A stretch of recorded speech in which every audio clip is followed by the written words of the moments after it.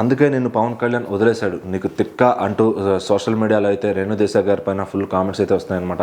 మరి తాజాగా ఆవిడ ప్రెస్ క్లబ్లో మీటింగ్ పెట్టి ఒక ప్రెస్ మీట్ అయితే పెట్టారనమాట. సో సుప్రీంకోర్టు తీర్పు పైన చాలా ఫైర్ అయిపోయారు ఆవిడ.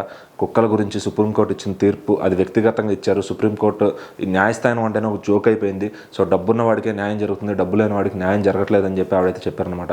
సో కుక్కలు మిమ్మల్ని ఏం చేశాయి, మీకు ఆ జడ్జి ఎవరైతే ఉన్నారో అతను వ్యక్తిగతంగా అతను ఖర్చు ఉంటాయి, అందుకే అతను దీనిపైన ఇంత కక్ష కట్టి ఇలాంటిది చేశారు. సో కుక్కల కోసం సపరేట్గా ఒకటి కేంద్రాలు ఏర్పాటు చేయాలని చెప్పి కోర్టు అయితే తీర్పిచ్చింది అనమాట. ఎందుకంటే వీధి కుక్కలు చిన్నపిల్లలను కరుస్తున్నాయని చెప్పి చాలామంది కంప్లైంట్లు ఇవ్వడం, సో కుక్కలు మిమ్మల్ని ఏం చేసే వాటిపైన ఎందుకు ఆ మూగజీవాలపైన అంత ఇది అని చెప్పి ఆవిడైతే ఫైర్ అయ్యారు.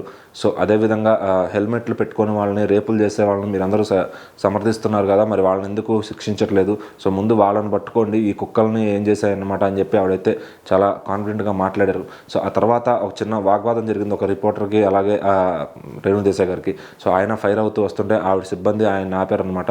సో మరి వీళ్ళు ఇట్లా అరుచుకోవడం పైన మళ్ళీ తర్వాత ఆవిడ బయటకు వచ్చి ఒక వీడియోని అయితే రిలీజ్ చేశారు. నేను కావాలని ఆ వ్యక్తి పైన అరవలేదు, అతను నన్ను కొట్టడానికి వచ్చాడు, ఆ రేంజ్లో కోపంగా వచ్చారనమాట, అందుకే నేను అరిచాను. సో నేను ఎప్పుడైనా అరవడం మీరు చూసారా, ఇదే మొదటిసారి అని చెప్పి, సో అంత కోపం తెప్పించారు అని చెప్పి, నాకు ఈ జరుగుతున్న పరిణామాలు చూస్తుంటే అంత కోపం వస్తుందని చెప్పి ఆవిడైతే మాట్లాడారనమాట.